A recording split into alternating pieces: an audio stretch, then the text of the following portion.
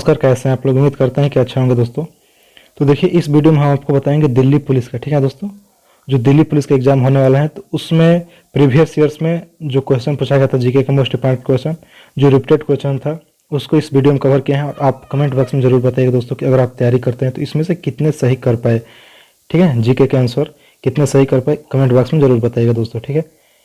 तो आइए वीडियो को स्टार्ट करते हैं। और इससे पहले अगर आप दिल्ली पुलिस का पल पल का अपडेट पाना चाहते हैं दोस्तों, तो प्लीज़ हमारे इस चैनल को सब्सक्राइब कर लें और बेल आइकन को दबा दें सरकारी एग्जाम पॉइंट यूट्यूब चैनल को, ठीक है। तो आइए देखते हैं पहला प्रश्न क्या है। तो देखिए दोस्तों, पहला प्रश्न क्या है कि भारत में हरित क्रांति का अर्थ है। भारत में हरित क्रांति का अर्थ क्या है, ठीक है। तो देखिए, ऑप्शन नंबर ए है कृषि के अंतर्गत अधिक भूमि, बी कृषि का अधिक मशीनीकरण, सी अधिक उपज देने वाले बीजों के प्रयोग से पैदावार में वृद्धि, डी सिंचाई तथा फसलों में भंडारण के लिए अधिक सुविधाएं।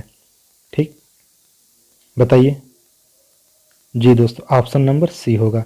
क्या होगा सी? अधिक उपज देने वाले बीजों के प्रयोग से पैदावार में वृद्धि, ठीक है। भारत में हरित क्रांति का अर्थ है कि अधिक उपज देने वाले बीजों के प्रयोग से पैदावार में वृद्धि। अगला क्वेश्चन, क्वेश्चन नंबर 2। देखिए, बहुत ही मोस्ट इंपॉर्टेंट क्वेश्चन ये भी है कि भारत लोकसभा के, मतलब भारत में जो है लोकसभा, तो लोकसभा के महासचिव की नियुक्ति कौन करता है? जो लोकसभा के महासचिव होता है उनकी नियुक्ति कौन करता है? ए है राष्ट्रपति, बी है शासक दल का नेता, सी है उपाध्यक्ष और डी है क्या? अध्यक्ष, ठीक है। बताइए जी दोस्तों। ऑप्शन नंबर डी, ठीक है। ऑप्शन नंबर डी क्या होगा? अध्यक्ष होगा। अगला क्वेश्चन, क्वेश्चन नंबर 3। देखिए क्या है क्वेश्चन। क्वेश्चन है दोस्तों कि सरकारों को एकात्मक और संघीय रूप में वर्गीकृत करने का आधार क्या है? जो सरकार है उसको एकात्मक और संघीय रूप में, मतलब कि एक और संघ में के रूप में वर्गीकृत, मतलब कि अलग अलग करने का आधार क्या है? देखिए, ऑप्शन नंबर ए है केंद्र और राज्यों के बीच संबंध, ऑप्शन नंबर बी सरकार के विधायिका, कार्यपालिका और न्यायपालिका पक्षों के बीच में संबंध, ऑप्शन नंबर सी है कि विधायिका और कार्यपालिका के बीच में संबंध, और देखिए ऑप्शन नंबर डी है कि कार्यपालिका और न्यायपालिका के बीच, ठीक है। तो बताइए आप लोग जी दोस्तों। हाँ, ऑप्शन नंबर ए होगा केंद्र और राज्यों के बीच संबंध। जो केंद्र और राज्यों के बीच का संबंध होता है वही है आधार किसका? सरकारों को एकात्मक और संघीय रूप में वर्गीकृत करने का अधिकार है, ठीक है। और ये सब मोस्ट इंपॉर्टेंट क्वेश्चन है, जैसे कि आप लोग देख ही रहे हैं। देखिए, अगला क्वेश्चन है कि निम्न में से किसकी अध्यक्षता और सदस्य द्वारा की जाती है? मतलब कि जो कौन सी ऐसी अध्यक्षता है चारों में से कि जिसमें सदस्य द्वारा नहीं किया जाता है, मतलब असदस्य, मतलब सदस्य उसमें नहीं चुनते हैं। ऑप्शन नंबर ए विधानसभा, बी विधान परिषद, सी लोकसभा, डी राज्यसभा। बताइए जी दोस्तों, क्या होगा? राज्यसभा। राज्यसभा में हम राज्यसभा का चुनाव सदस्य नहीं करते हैं, ठीक है। अगला देखिए, अगला है कि भारत रियासतों के एकीकरण में प्रमुख भूमिका किसने निभाई है, ठीक है। 5वां नंबर क्वेश्चन है। तो देखिए 5वां नंबर क्वेश्चन इसमें कि जो भारतीय रियासतों के एकीकरण में प्रमुख भूमिका है वो किसने निभाई है? तो वो निभाए हैं, बताइए। पहला है वल्लभ भाई पटेल और बीपी मैनन, ठीक। दूसरा में ऑप्शन, मतलब यानी बी में है वल्लभ भाई पटेल और Jawaharlal Nehru. Option number C का बात करें तो पनिकर और कुंजरू, और डी का बात करें तो एसके धर और फैजल अली। तो इन चारों ऑप्शन में से कौन है जो भारतीय रियासतों के एकीकरण में प्रमुख भूमिका निभाए हैं? ठीक है जी दोस्तों, वल्लभ भाई पटेल और बीपी मैनन, ठीक है। कौन है? वल्लभ भाई पटेल और बीपी मैनन। अगला क्वेश्चन है कि निम्न में से कौन सा वायसराय अपनी अंडमान यात्रा के दौरान एक दोषी का शिकार बन गया? ठीक है, निम्न में से ऑप्शन जो दिया है उसमें से कौन सा जो वायसराय है अपनी अंडमान यात्रा के दौरान एक दोषी का शिकार बन गया? ऑप्शन नंबर ए है रिपन, बी है लीटन, सी है कर्जन और डी है मेयो, ठीक है। तो क्या होगा? Option number D.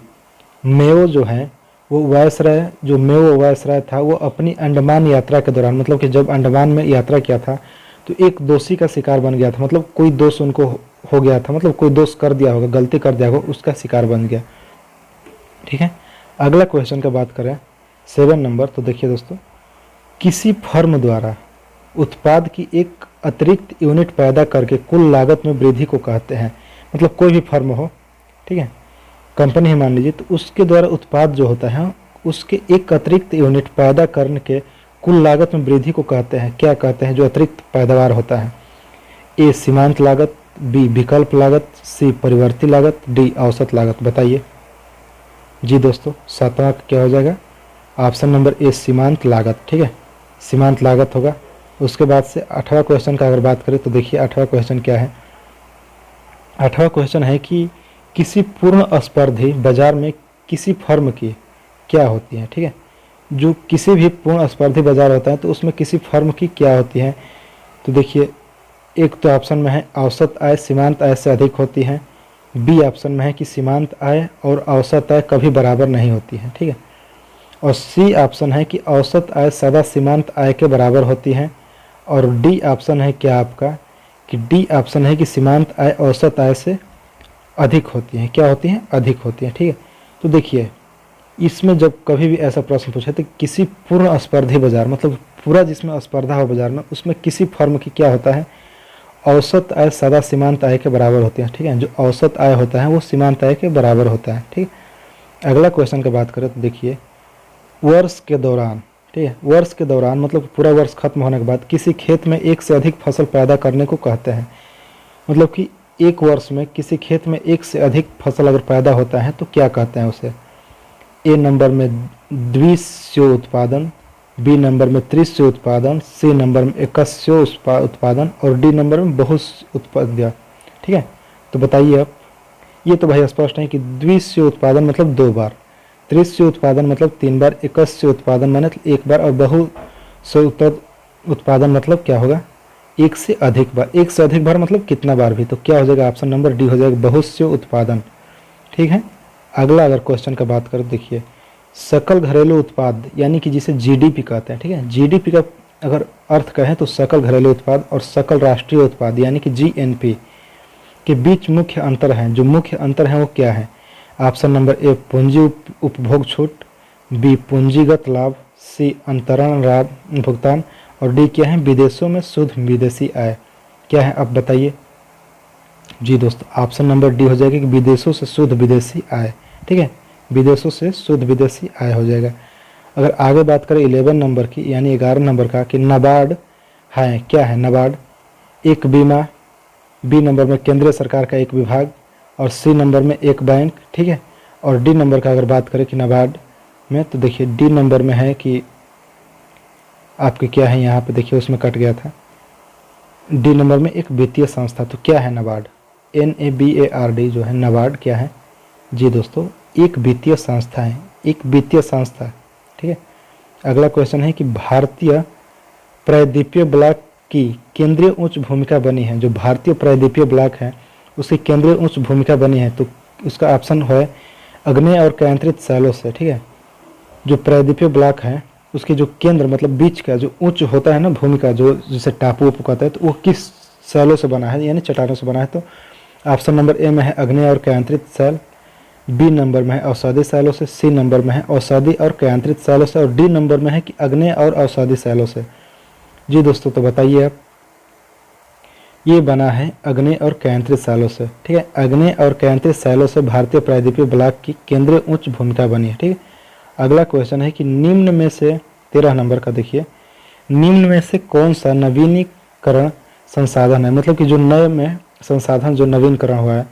तो ए नंबर में प्राकृतिक गैस, बी नंबर में वन, सी नंबर में कोयला और डी नंबर में खनिज तेल। तो बताइए कौन सा है जी दोस्तों, तो ये है वन। ठीक है, वन जो है नवीनीकरण संसाधन है। ठीक है, अगला क्वेश्चन है कि किसी मरुभूमि, क्या होता है मरुभूमि, मतलब कि मरुभूमि ऐसे ही जान जाते हैं कि जिस भूमि पर कुछ मतलब उगता नहीं है उसे मरुभूमि कहते हैं। तो मरुभूमि में मृदा अपरदन को रोका जा सकता है, मतलब जहाँ पे पेड़ नहीं है, कोई भी वृक्ष वृक्ष नहीं है, तो उस पर मृदा अपरदन मतलब मृदा कटाव यानी मिट्टी कटाव किस प्रकार से रोका जा सकता है।